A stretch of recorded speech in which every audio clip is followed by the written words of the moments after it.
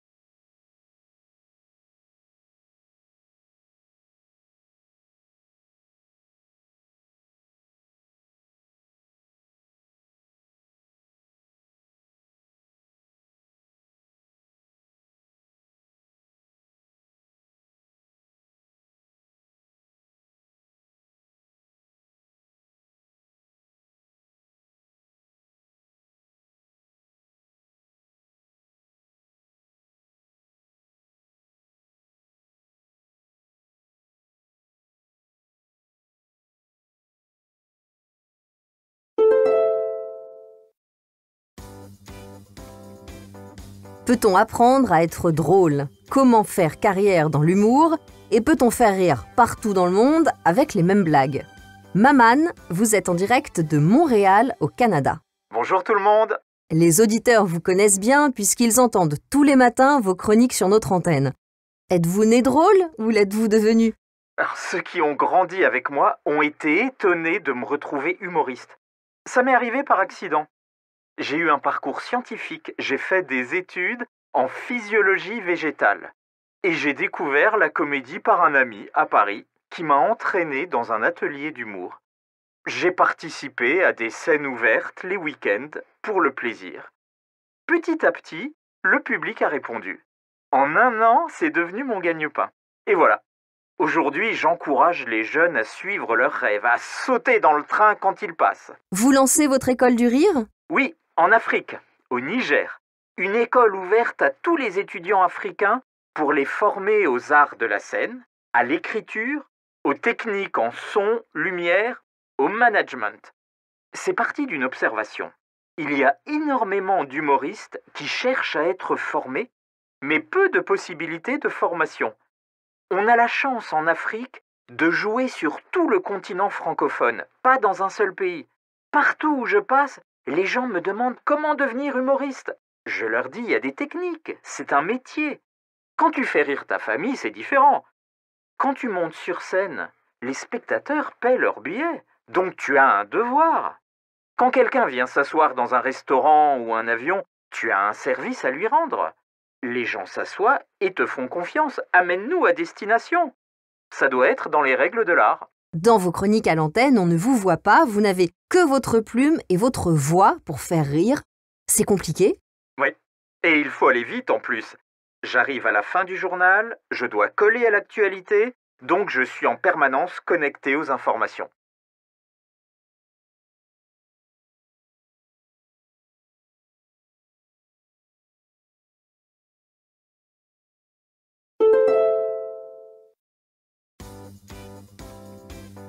Peut-on apprendre à être drôle? Comment faire carrière dans l'humour?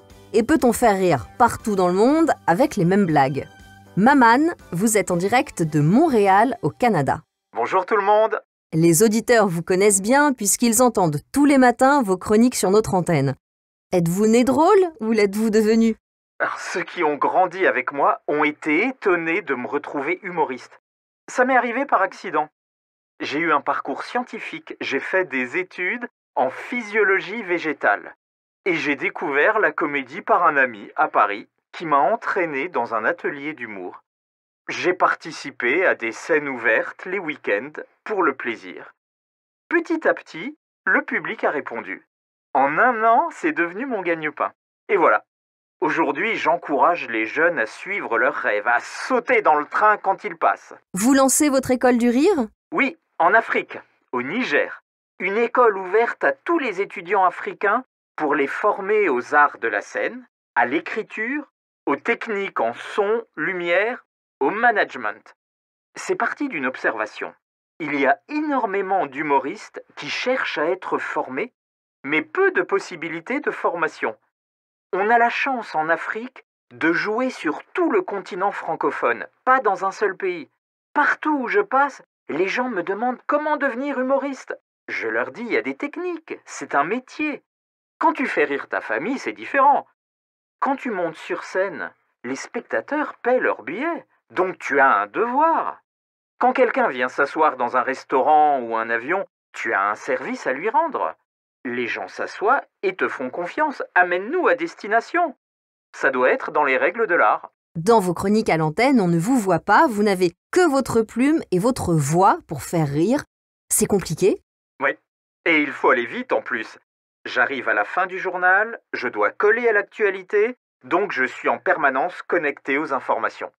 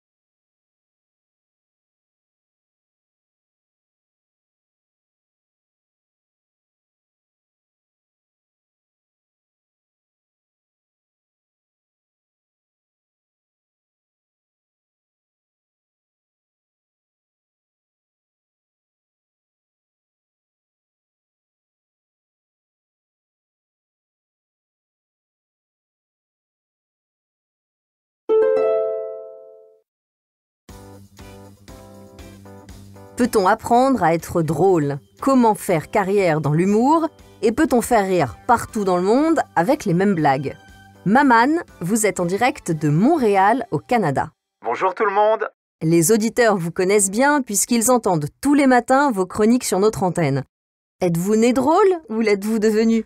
Alors, ceux qui ont grandi avec moi ont été étonnés de me retrouver humoriste. Ça m'est arrivé par accident. J'ai eu un parcours scientifique, j'ai fait des études en physiologie végétale. Et j'ai découvert la comédie par un ami à Paris qui m'a entraîné dans un atelier d'humour. J'ai participé à des scènes ouvertes les week-ends pour le plaisir. Petit à petit, le public a répondu.